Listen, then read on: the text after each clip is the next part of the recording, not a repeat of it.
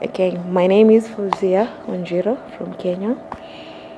I worked as a domestic worker in Saudi Arabia, where I never knew that I was going to Saudi Arabia to work as a domestic worker. I knew I was going to Qatar to work as a receptionist. Then, when I reached Qatar, I was told, like, no, you still have another flight to Saudi Arabia. So I was very much confused on what to do. I can't connect back to my people because my SIM card when I arrived in Qatar, it didn't work. So I ended up going to Saudi Arabia. When I reached Saudi Arabia, I was still confused because I never knew what I was going to do in Saudi Arabia. So I had to wait for the people to come and pick me, to take me to know where I can work. So he came, a man and his wife, they came and took me from airport where they speak to me Arabic, which I never understood, but they were like, okay, this is what they're going to tell you. We're going to teach you water in Arabic. You have to say, if it's water, say it's water in Arabic. A spoon, you need to understand spoon in Arabic. So they tell me, when someone asks you for this, you'll know what to do.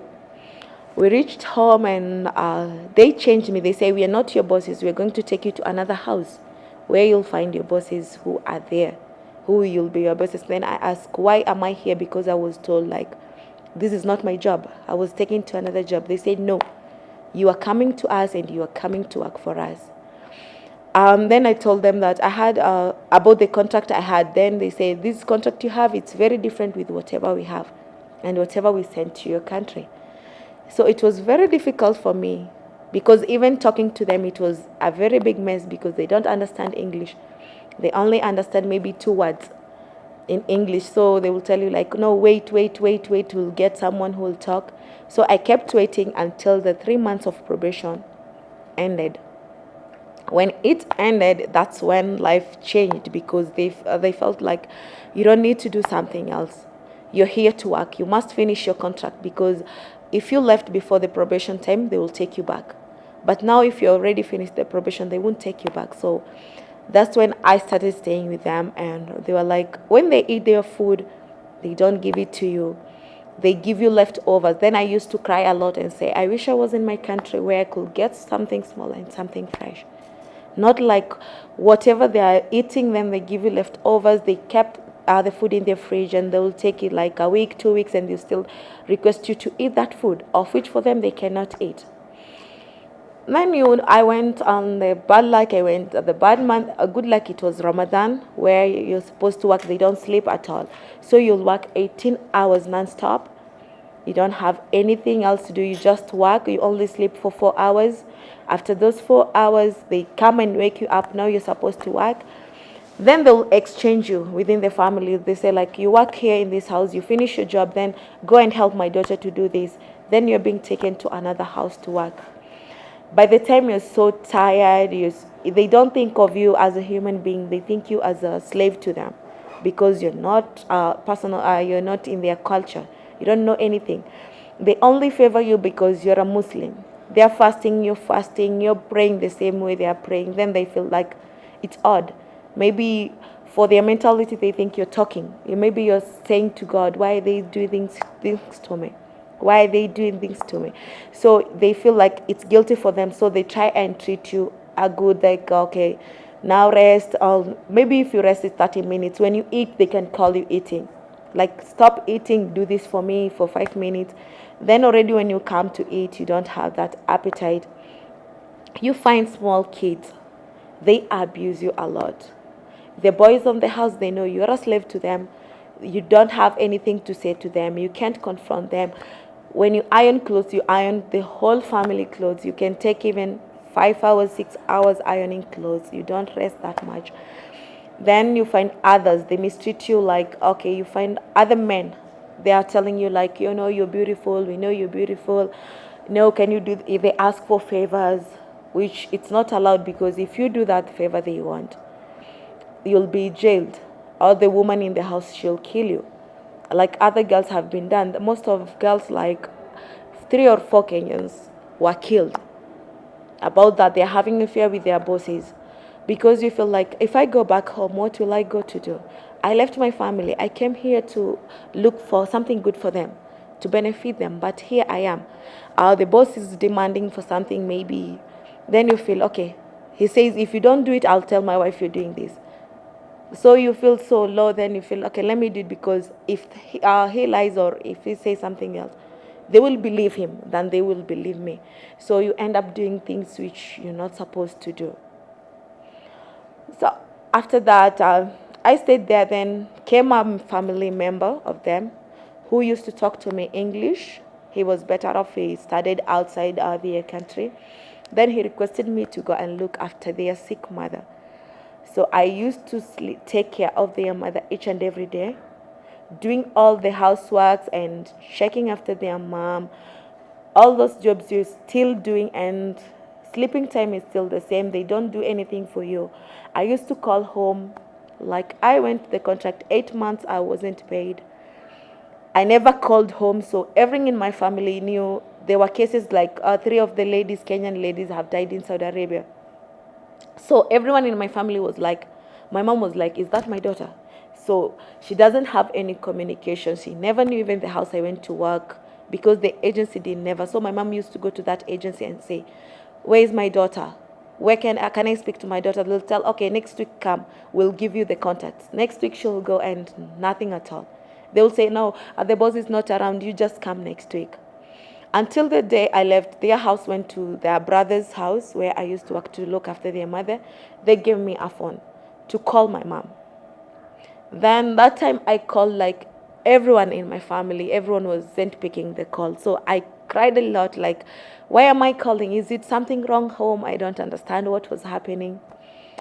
So I cried a lot, and then I called a neighbor. I used to have my neighbor's number. So I called. So my neighbor was the one who picked and say, I told him like, okay, go to my mom's place, tell her to call the number back, because I cannot call. I was just given a minute to call, and if no one is available, so they won't give me the call again to call someone else.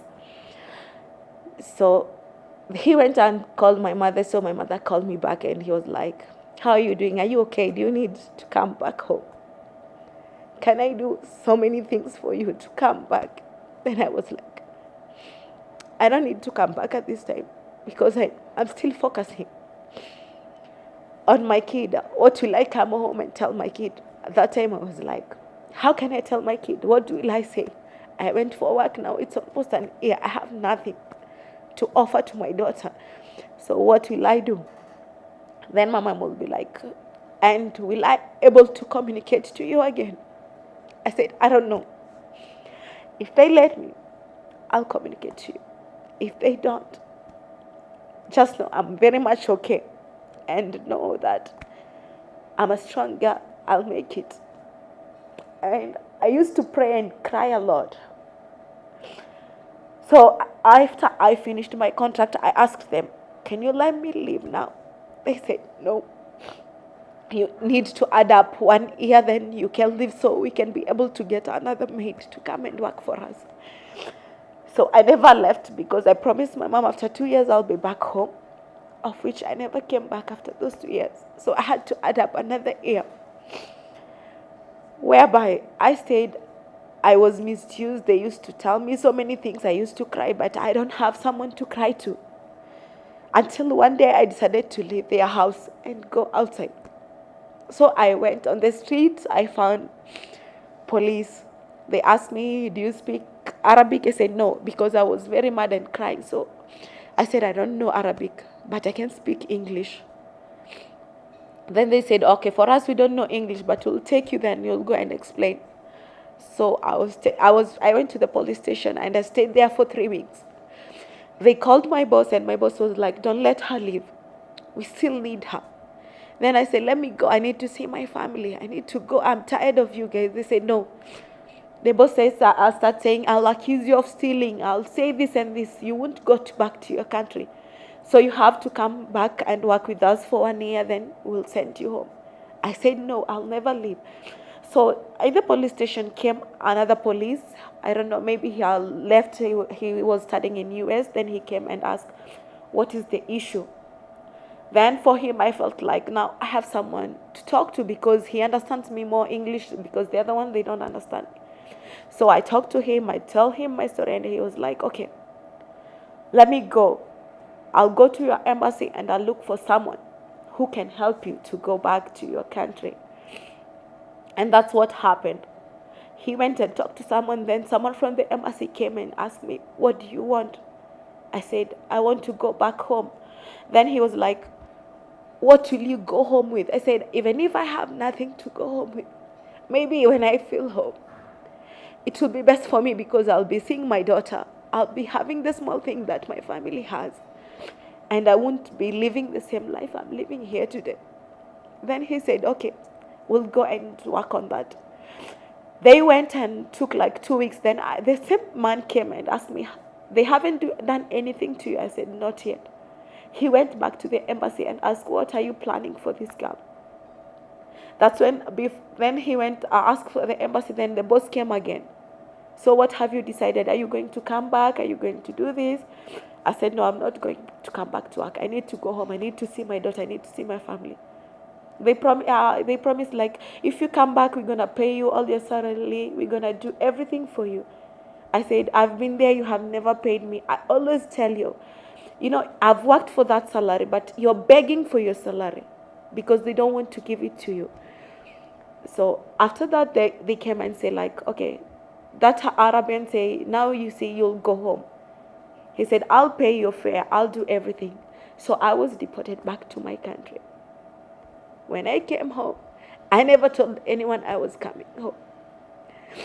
So I reached home without saying anything. I reached at the airport and I had nothing to take me even home. So I had to talk to someone, like, I need to go home from here and it's very far. Help me with some shillings. Maybe one day I'll come back and repay you. So he paid for me. I went home. I met everyone at home, but no one knew it was me. So everyone was crying, like, what did you go to do there? My mom was like, why did you go? I told my mom, like, this is the life. Maybe I've learned so many things when I was there.